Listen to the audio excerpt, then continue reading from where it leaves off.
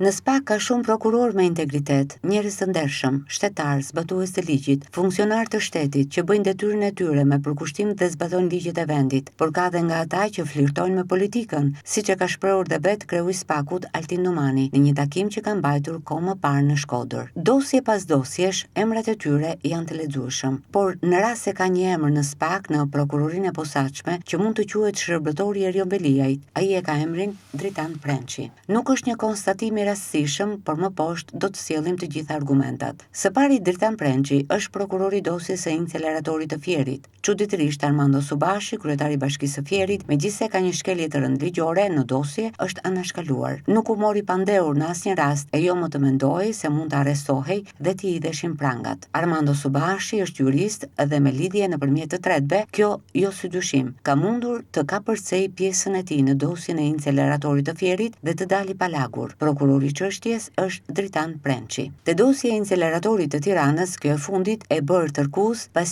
qindra faqeve, mira dokumenteve të tjera, Dritan Prençi ndërtoi një grup të strukturuar kriminal për inceleratorin e Tiranës, vetëm kur e kuptoi se CNA dhe deputet të caktuar të opozitës nuk do të dorëzoheshin, nuk do të bliheshin, nuk do të keqpërdoreshin. Por Dritan Prençi ka gjetur një dardh boksi. Ai është Lefter Koka. Për çdo gjë i bie Lefter Kokës. Shkund Lefter Kokën, shkund Alqi Bllakon, i cili tashmë është i lirë. Ndërkohë në dosje janë dokumentet me firmën e Erion Veliajt dhe Dritan Prençi nuk e merr ende në akuzë. Kështu që të paktën mund të kishte firmosur shpërdorimin e detyrës, por nuk e merr Dritan Prençin. Nuk guxon ta marr Erion Veliaj, si nuk guxon të marr Armando Subashin. Nuk guxon kur i ka me letra, me firma, me vull. Dritan Prençi ngre akuza kur gjen mesazhe në celular. Rasti më i fundit që ka marrë të pandehur zvendës kryeministre Belinda Balluku për shkeljet barazis në tendera. Provat i ka të bazuara me SMS-t e telefonave. Nuk ka gjetur korrupsion, ka gjetur shkeljet barazis në tendera. Pse ka ekzistuar ndërhyrja për t'i dhënë një kompanie turke si një investim gjeostrategjik, ndërkohë që vetë presidenti Erdogan kishte investuar në Shqipëri,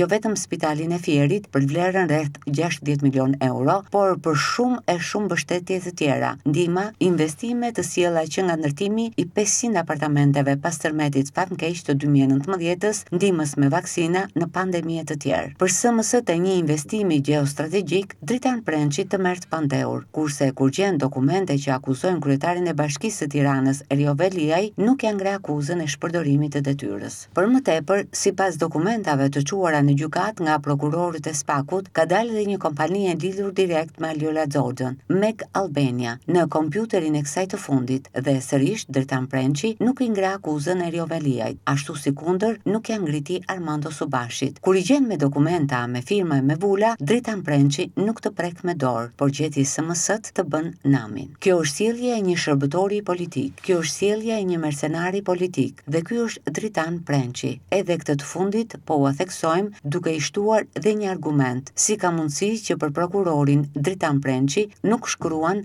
asnjë resht në mediat e ortakëve dhe inceleratorëve, apo mediat që ata përdorin për sulme dhe akuza ndaj kolegëve të tij, kur ngrinin dhe intriga se Dritan Prençi po sulmoi për shkak se po hetonte tunelin e Llogaras. Nuk e ka hetuar kur tunelin e Llogaras Dritan Prençi, as ka për ta hetuar kur dhe për ta përfunduar atë hetim. Diçka tjetër ka hetuar. Ai ka hetuar drejtorin e ARSH-s Elvis Berberin, të cilit i ka gjetur SMS-t dhe në bazë të SMS-ve ka ngritur akuza, kur në fakt është shumë e thjeshtë. Gjithashtu mund t'i çojë SMS varësit të tij apo një drejtori i përkatës, por detyrën përballë ligjit e ka ai i fundit. E zbaton, po nuk e zbaton, është përgjegjësia e tij. Por në këtë rast, Dritan Prençi e tejkalon, shkon më lart, kërkon të marrë një ministër. Për çfarë? Për shkelje të barazis në tendera, ndërkohë shpërdorimin e detyrës për Erion Veliajn e ka aty, siç e kishte edhe për Armando Subashin, por për Erion Veliajn ka dhe prova e dokumente të Meg Albania, gjetur në kompjuterin e Aljola Xoxhës.